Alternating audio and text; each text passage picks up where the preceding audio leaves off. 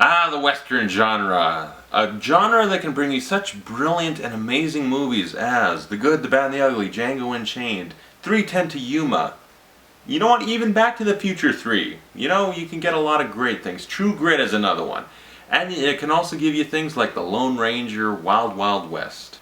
Where does A Million Ways to Die in the West fall into this mix? Watch and find out.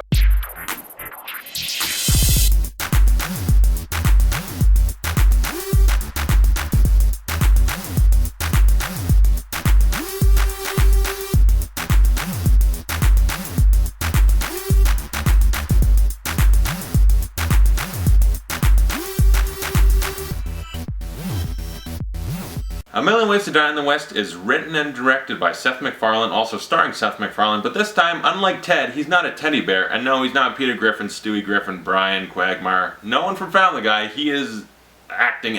He's using his face. Interesting because, you know, he spent the longest time just doing voice work. Family Guy, I think he's fantastic on that show. I think the writing and all that on that show, has it gone a little stale? Not quite. I still think it's really clever. People think the earlier seasons are better than the newer ones. I still watch the show religiously. I love Family Guy. And Ted was a brilliant movie. I loved it. It was so funny. Mark Wahlberg and a teddy bear. And they're so good together. I didn't expect that. I thought it'd be good, but the fact that, like, one of the best friendships I've ever seen in the movie is Marky Mark and a teddy bear. So I had high hopes for this movie. Did it deliver? Not quite. Seth MacFarlane plays a sheep farmer, and he's a regular dude that essentially is born in the wrong time. He does not want to live in the West. He's not happy. He has a great rant in the movie saying every reason the Old West sucks and is just a terrible place. And the whole time I was sitting there listening like, you're right, I agree 100%, this guy's got it. And then Charlize Theron's character comes into town for reasons I won't say, and she and him kind of strike up a friendship, relationship sort of thing. You got Giovanni Ribisi's also in the movie. Sarah Silverman plays his hooker girlfriend. I like that. Liam Neeson is the most vicious gunfighter in the territory, I guess would be the way to describe it. Who else is in the movie? Amanda Seyfried is Seth MacFarlane's character's old girlfriend. Neil Patrick Harris is the owner of a mustache shop. And that's why he's awesome, because he's got a glorious mustache. And Liam Neeson's character is going to cause some trouble for Seth MacFarlane. Stuff goes on, wacky hijinks. Is the movie good? Like I said, it's disappointing. It's not terrible, though. This isn't The Lone Ranger or Wild Wild West. It's not that, okay? It's not that. It's probably going to be better than Adam Sandler's working on one called, like, The Ridiculous Six, which I'm assuming will be grown up set in the Old West. I'm pretty sure he's still making that. Yeah, I'll be sure to miss that. Seth MacFarlane. You know, Family Guy, Ted, I love both of them. This one, it is a miss. It's a miss. Because, you know what, there's a lot of jokes that actually made me laugh, but then there's a lot more jokes that just kind of fell flat and meh. Like sitting in the theater, because I work at the theater, and every night we played this movie, it was like you'd hear people laugh at the same jokes, which were the good ones, and then all the bad jokes, the theater was just kind of dead quiet. Maybe you'd get one guy like, heh, which was unfortunately me. I was the one guy that's like, which is what I do on Family Guy sometimes. You know, that show's not perfect. But I'm like really in tune to Seth MacFarlane's sense of humor. I appreciate it. That's why I love Family Guy so much.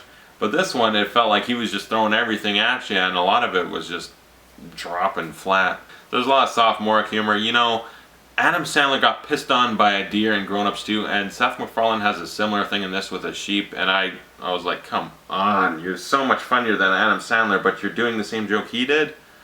I mean, don't get me wrong, Adam Sandler played it way more over the top. Seth MacFarlane tried to do it, if you could say subtle. I wouldn't call it subtle, but as subtle as it could be, getting pissed on by a sheep. But still. And then like poop jokes, fart jokes, stuff like that. There's a couple of them that actually really made me laugh. I won't spoil them. Some of the jokes, the more clever, subtle ones were the things that made me laugh. When he's talking about all the reasons the West sucks and stuff, like there's some good jokes in there. Sarah Silverman really made me laugh with her stuff because, you know, she is a hooker, but Giovanni Ribisi's her boyfriend, so there's some jokes that come out of that are really funny. But yeah, overall the movie's not that great. I do like Seth MacFarlane and Charlize Theron together. They have goodish chemistry. You know, they were fun to watch. Liam Neeson is funny as the bad guy, but Neil Patrick Harris to me was a funnier bad guy too, because it's just the odd jokes they give him where. So he's wealthy, he's like, come with me dear, I'll buy you sugared butter shavings. Or like stuff like that to me for some reason are kind of funny, or cute I guess you could say. cute. Tell me, Albert, can you buy her wrapped candies? Can you? Can you buy her wrapped candies? The trailer kind of ruined this movie too. The trailer really did, because there was a couple jokes in the trailer. But I only saw one trailer, because apparently one trailer ruined the cameos. And that's something that I give this movie major props for, is having the best cameos I've seen in a movie in a long time. 2 cameos particularly. There's one actor that I didn't like. It's because I don't find the guy funny.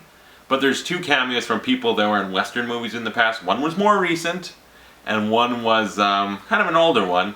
And it's kind of funny thinking who the cameos were if you're paying attention to this video. And Seth MacFarlane as an actor wasn't that bad. He was pretty good. You know, I'd prefer him just doing stuff like Ted. I'd rather he just stick to voice work. I think he's better at that. But he wasn't terrible acting-wise. I'm not sure what to rate it. I'd give Million Ways to Die in the West a C+, because it did make me laugh enough. So yeah, comment below, tell me your thought of A Million Ways to Die in the West. So comment below, tell me what's your favorite Western movie. Do you like Back to the Future 3? Do you like Django Unchained? Do you like anything Clint Eastwood made? You know, there's a lot of great Westerns out there. I think my favorite would be Django Unchained. And other than that, you know, I like a lot of Clint Eastwood movies, but I also really dug True Grit. Yeah, thanks for watching. I'll see you guys later.